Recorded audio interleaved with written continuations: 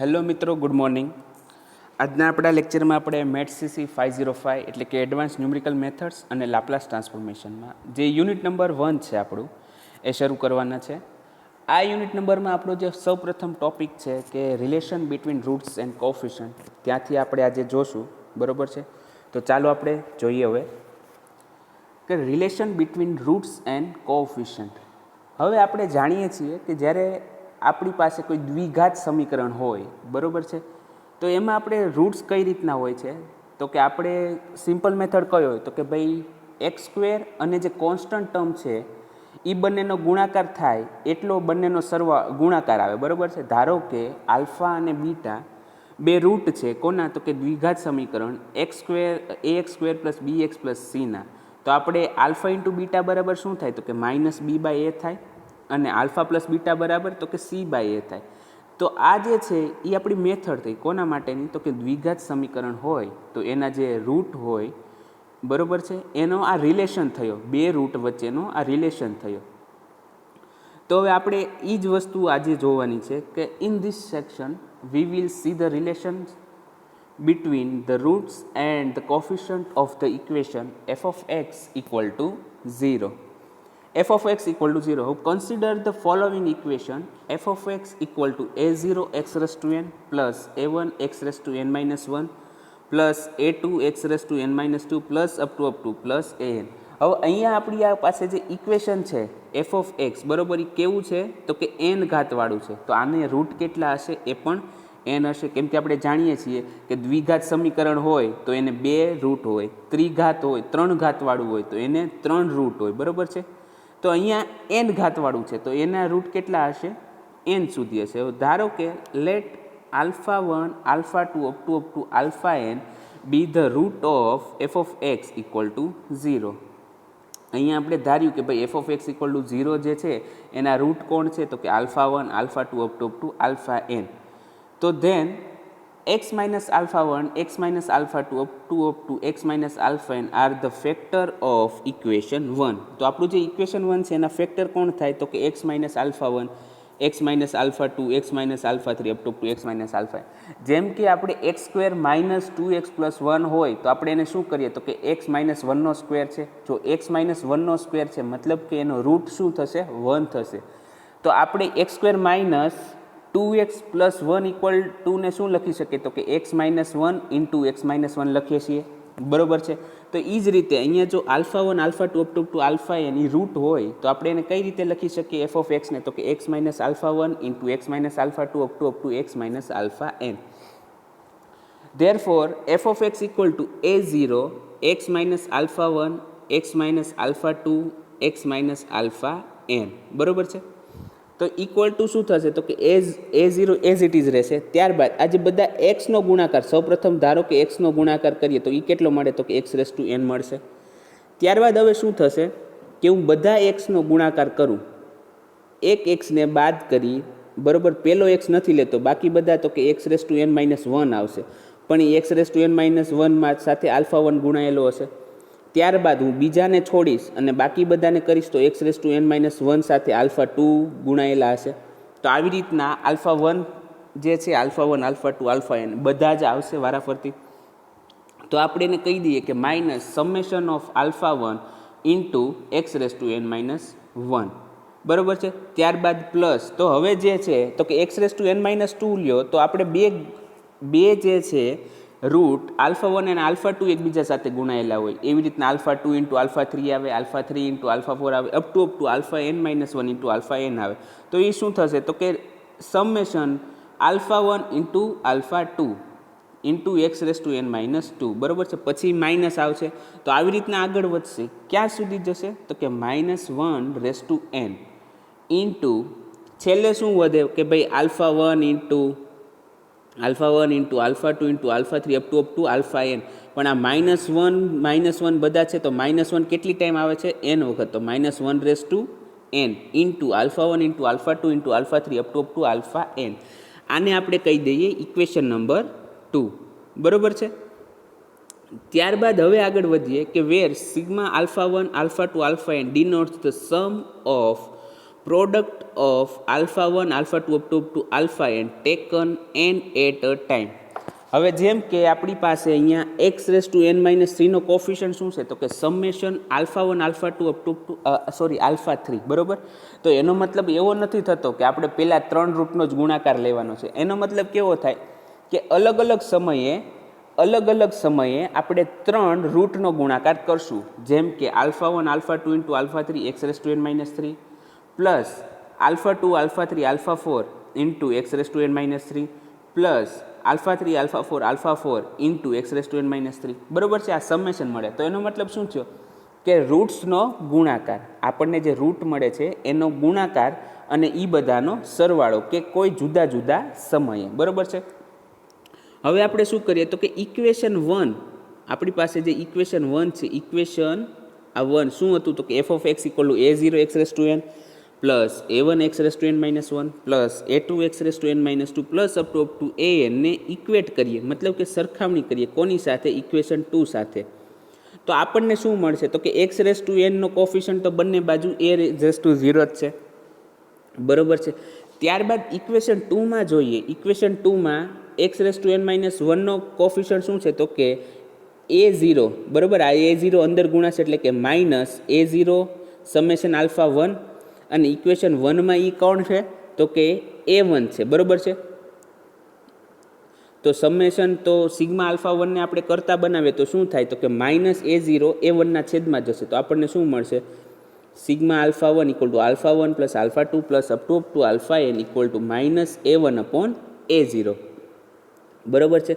ત્યારબાદ બબ્બે રૂટનો ગુણાકાર, મતલબ કે alpha 1 into alpha 2 plus alpha 1 into alpha 3 plus alpha 2 into alpha 3, બરાબર છે. એ રીતના કરીએ તો શું મળશે તો કે a2 અપોન a0. ત્યારબાદ 3 રૂટનો ગુણાકાર શું મળે છે તો કે માઇનસ a3 અપોન a0, બરાબર છે. એવી રીતના આપણે અપ ટુ ચાલુ રાખીએ આ પ્રોસેસ ક્યાં સુધી તો કે summation alpha 1 alpha 2 up to alpha 3 into alpha n સુધી જઈએ તો શું મળે તો કે minus 1 raise to n an upon a0. હવે ચેક કરવું હોય તો કરો. જો ખાલી n ઇક્વલ ટુ 1 હોય, મતલબ કે આલ્ફા સમેશન આલ્ફા 1 હોય તો શું મળે માઇનસ 1 રેસ ટુ 1 એટલે કે માઇનસ 1 a1 અપોન a0. ત્યારબાદ બબ્બે રૂટ્સનો ગુણાકાર હોય, મતલબ કે આલ્ફા 1 ઇન્ટુ આલ્ફા 2 હોય, મતલબ કે n ઇક્વલ ટુ આપણે અહીંયા 2 લીધા છે તો માઇનસ 1નો સ્ક્વેર 1 અને a2 અપોન a0, બરાબર છે. એવી રીતના પ્રોસેસ આગળ વધે છે. છેલ્લે શું હોય, ધારો કે n જે આપણી પાસે n રૂટ્સ છે એ બધાનો જ ગુણાકાર કરીએ, મતલબ કે આલ્ફા 1 ઇન્ટુ આલ્ફા 2, આગળ સમેશન નથી મૂકતો કેમ કે આપણી પાસે n રૂટ છે અને એ બધાનો જ ગુણાકાર લઈ લો તો સમેશન મૂકવાની જરૂર નથી. તો શું મળે તો કે alpha 1 into alpha 2 into alpha 3 up to alpha n equal to minus 1 raise to n an upon a0, બરાબર છે. તો અહીંયા આ જે આપણને મળે છે બધા સમેશનની આપણે કરીએ છીએ સરખામણી કરીને મેળવી, એને શું કહેવાય તો કે રિલેશન બિટવીન રૂટ, મતલબ કે અલગ અલગ જે રૂટ હોય એક જ ઇક્વેશનના એમની વચ્ચેનો સંબંધ થયો આ, બરાબર છે. હવે નોટ છે આપણી પાસે બે અલગ અલગ કે ભાઈ નોંધ છે કે 1 if alpha and beta are the roots of ax square plus bx plus c equal to 0 where a is not equal to 0. હવે જો આપણને શું કીધું કે આલ્ફા અને બીટા શું છે તો કે બે રૂટ છે કોના તો કે ax square plus bx plus c equal to 0 અને કન્ડિશન શું છે તો કે a is not equal to 0 હોવો જોઈએ, મતલબ કે એ કોઈ સંખ્યા હોવી જોઈએ, એ આઈધર 1 2 3 -1 3 જે પણ હોય, બરાબર. તો બે રૂટ હવે આપણે સરવાળો કરશું તો કે આલ્ફા પ્લસ બીટા બરાબર શું આવશે તો કે માઇનસ બી બાય એ, બરાબર છે. મતલબ કે બે રૂટનો સરવાળો આવશે માઇનસ બી બાય એ અને બંને રૂટનો ગુણાકાર શું આવશે સી બાય એ, બરાબર છે અહીંયા સુધી. ત્યારબાદ તો કે if alpha beta gamma are the roots of ax cube plus bx square plus cx plus d, alpha beta ગામાને જો આપણે રૂટ લઈએ કોના તો કે ત્રિઘાત સમીકરણના તો શું મળે છે તો કે બધા રૂટનો સરવાળો શું થશે તો કે alpha plus beta plus gamma equal two તો કે માઇનસ બી બાય એ. હવે બબે રૂટનો ગુણાકાર મતલબ કે alpha into beta plus beta into gamma plus gamma into alpha બરાબર તો કે સી બાય એ અને 3 રૂટનો ગુણાકાર મતલબ કે alpha into beta into gamma બરાબર માઇનસ ડી બાય એ, બરાબર છે. તો અહીંયા આપણું જે relation between roots and coefficient હતો એ ટોપિક પૂરો થાય છે. હવે આપણે એને રિલેટેડ એક્ઝામ્પલ જોશું. તો ફર્સ્ટ એક્ઝામ્પલ છે કે solve the equation x cube minus 9x square plus 26x minus 24 equal to 0 given that the roots are in AP મતલબ એરિથમેટિક પ્રોગ્રેશન, સમાંતર શ્રેણી, બરાબર છે. તો અહીંયા આપણને સોલ્યુશન માટે તો કે here x cube minus 9x square plus 26x minus 24 equal to 0 દીધા છે, બરાબર છે. એ આપણું ઇક્વેશન થયું. હવે આપણી પાસે એફ ઓફ એક્સ બરાબર શું હોય તો કે a0x⁴n, તો અહીંયા a0 અથવા તો આપણે ABCD અહીંયા કીધા છે, તો એ બરાબર શું થયું, આ જે ત્રિઘાત સમીકરણ છે એને આપણે ax cube plus bx square plus cx plus d સાથે સરખાવીએ તો આપણને a બરાબર મળશે 1, b બરાબર મળશે -9, c બરાબર 26 અને d બરાબર -24, બરાબર છે. Here roots are in arithmetic progression. રૂટ જે છે એને એરિથમેટિક પ્રોગ્રેશન સમાંતર શ્રેણીમાં છે. તો આપણે ધારીએ કે suppose roots are alpha minus beta, alpha અને આલ્ફા પ્લસ બીટા. મતલબ કે હું કોઈ પહેલાં એક ફિક્સ કરી દઉં પોઈન્ટ કે ધારો કે એનું પહેલું કોઈ રૂટ છે એ આલ્ફા છે, તો આનાથી મારી પાસે બે મેથડ અલગ અલગ થઈ શકે. એક મેથડ એવી થાય કે હું એક આલ્ફાની પાછળની સાઈડ, બરાબર, એટલે કે આ બાજુ જતું હોય એવું એક રૂટ ધારી લઈશ સાથે, અને એક આગળ જતું હોય એવું. હવે ધારો કે એમની વચ્ચેનો ડિફરન્સ સમાંતર શ્રેણી હોય તો એનો જે ડિફરન્સ હોય, બરાબર છે, તફાવત હોય, તો તફાવત ધારો કે બીટા છે તો આ બાજુ આવશે આલ્ફા માઇનસ બીટા અને એની આગળ જાય તો આલ્ફા પ્લસ બીટા, બરાબર છે.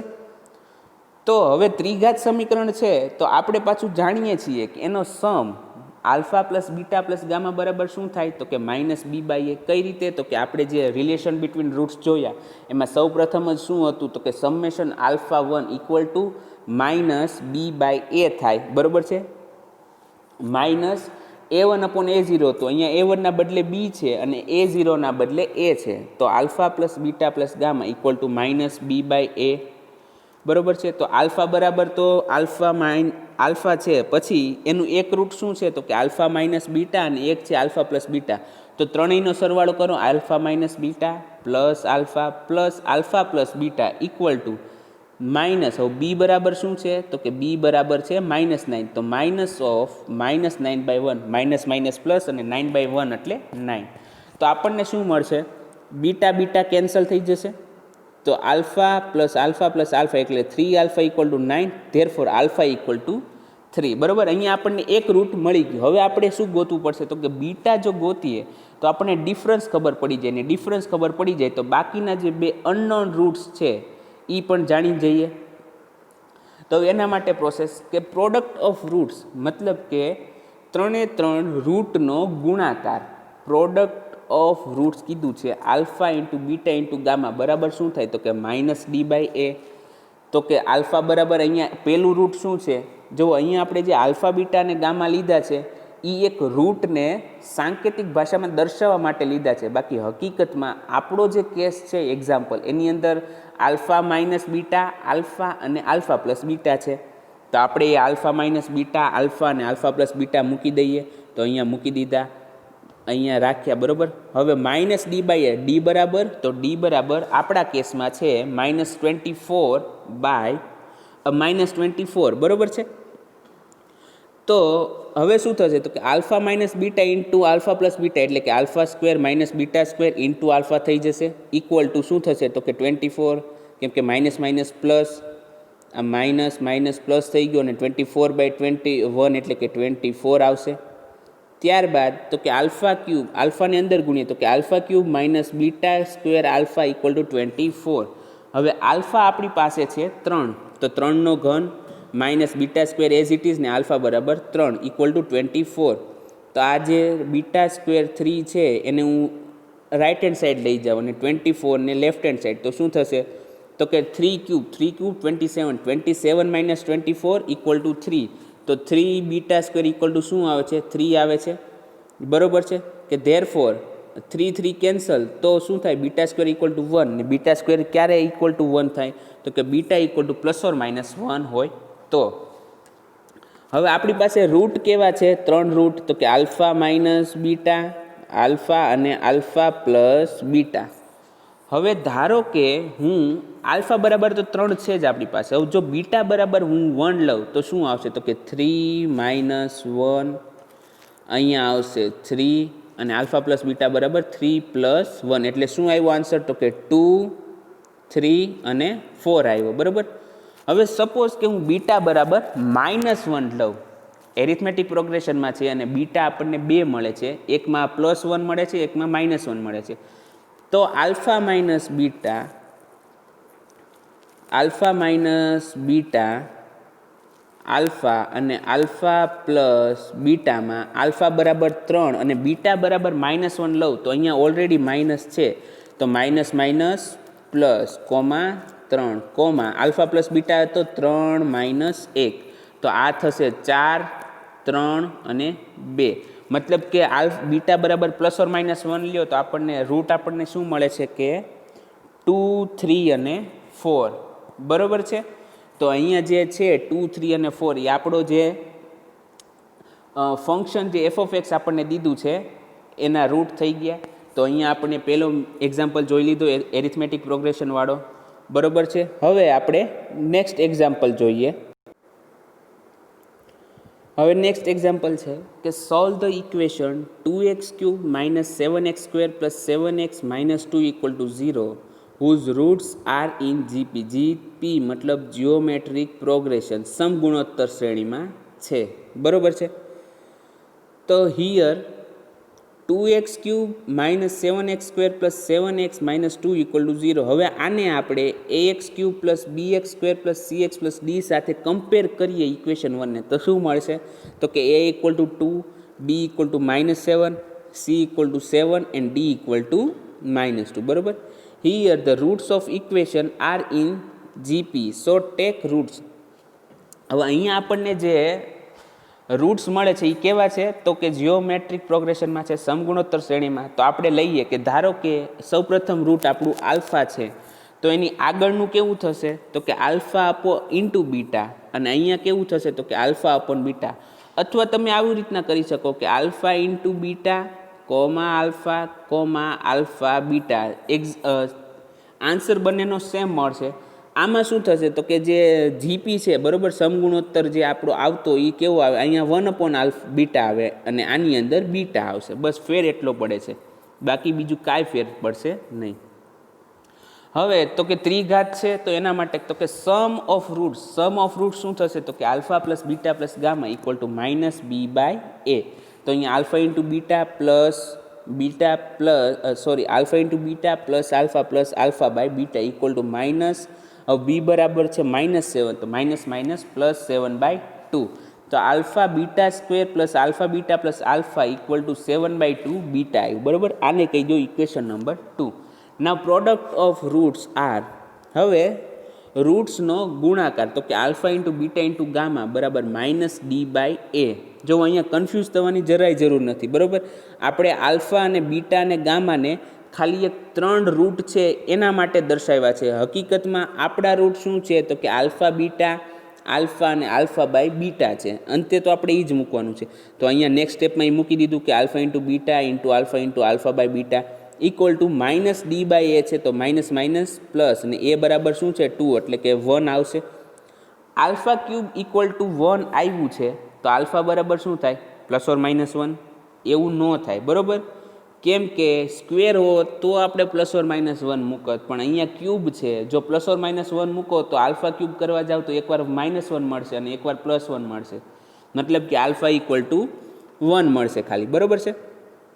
હવે take alpha equal to 1 in equation 2. હવે આપણી પાસે ઇક્વેશન 2 શું છે? તો કે alpha beta square plus alpha beta plus alpha equal to 7/2 beta. હવે આની અંદર આલ્ફા ઇક્વલ ટુ 1 મૂકો તો શું મળે?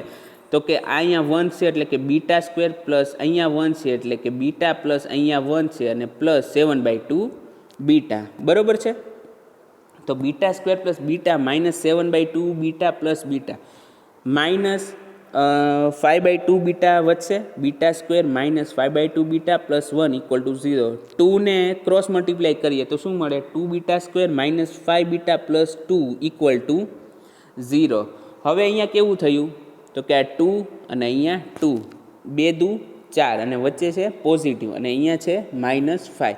તો આપણે હવે શું હોય તો કે એવી રીતના ભાગ પાડવાના છે 2 બીટા સ્ક્વેર -5 બીટા પ્લસ 2ના, કે જેનાથી શું થાય તો કે એ બે રૂટનો ગુણાકાર +4 થાય, અમને એનો સરવાળો -5 થાય. અથવા તો આપણે જે દ્વિઘાત સમીકરણનો તમે યુઝ કરી શકો, બરાબર છે, પણ એ થોડીક લાંબી મેથડ થઈ જશે. તો અહીંયા આપણને મળશે 2 બીટા સ્ક્વેર -4 બીટા બીટા +2. હવે તમે જોઈ શકો -4 -1નો ગુણાકાર કેટલો થાય +4, તો આ બંનેનો ગુણાકાર આવી ગયો. ત્યારબાદ બંનેનો સરવાળો કેટલો થશે -5, તો અહીંયા -5 આવી ગયું, બરાબર. તો આપણને શું મળે છે અંતે તો કે 2 બીટા ઇન્ટુ બીટા -2 -1 બીટા -2. હજી આગળ તો ફેક્ટરાઇઝેશનમાં શું મળે તો કે 5 બીટા -2 2 બીટા -1 = 0. તો આપણને બીટા બરાબર શું મળે છે તો કે બીટા બરાબર આઈધર 2 ઓર બીટા = 1/2. હવે જે આપણે રૂટ્સ હતા શું હતા તો કે આલ્ફા બીટા, આલ્ફા અને α/બીટા. હવે આમાં આલ્ફા બરાબર 1 ફિક્સ થઈ ગયો છે. હવે બીટા બરાબર 2 લઈએ તો શું મળે તો કે આલ્ફા બરાબર 1 × 2 તો કે 2 મળશે. તો આપણને 2 મળે છે, અહીંયા 2 મળ્યા. ત્યારબાદ આલ્ફા બરાબર 1 તો અહીંયા 1 મળ્યા, અને ત્યારબાદ α/બીટા તો કે 1/2. હવે સપોઝ કે હું બીટા બરાબર 1/2 લઈ લઉં તો આ જે છે ત્યાં શું મળે તો કે આલ્ફા × બીટા તો કે આલ્ફા બરાબર 1 ને બીટા બરાબર 1/2 તો કે આલ્ફા × બીટા બરાબર શું મળે તો કે 1/2 મળી જાય. ત્યારબાદ આલ્ફા બરાબર તો 1 જ છે, અને α/બીટા તો કે 1/1/2 તો 2 ઉપર જશે છેદનો છેદ અંશમાં, તો અહીંયા મળી જશે 2, બરાબર છે. તો અહીંયા આપણને જે રૂટ મળી ગયા 2, 1 અને 1/2, એ શું થયું તો કે આપણું જે ઇક્વેશન છે એના રૂટ મળી ગયા. એટલે કે જે બીટા તમને 2 મૂકો કે 1/2 મૂકો, બંનેમાં આન્સર સેમ જ મળે છે, બરાબર. હવે એ સાથે જ આપણો આજનો લેક્ચર પૂરો થાય છે. હવે આને રિલેટેડ આજે આપણે જોયું કે એરિથમેટિક પ્રોગ્રેશનમાં હતા, બરાબર છે. આપણા જે રૂટ દીધા હતા એરિથમેટિક પ્રોગ્રેશનમાં હતા. હવે નેક્સ્ટ ટાઈમ આપણે જ્યારે મળશું ત્યારે આપણે જીઓમેટ્રિક અલગ અલગ ડિફરન્સ દીધા હોય અથવા તો રેશિયો દીધા હોય એને રિલેટેડ એક્ઝામ્પલ ગણશું, બરાબર છે. તો આઈ હોપ કે તમને આજનો લેક્ચર સમજાઈ ગયો હશે, તેમજ આજનો મેથડ તમને ક્લિયર થઈ ગયું હશે. તો હવે આપણે મળશું નેક્સ્ટ લેક્ચરમાં. ત્યાં સુધી તમને સૌને ગુડ બાય.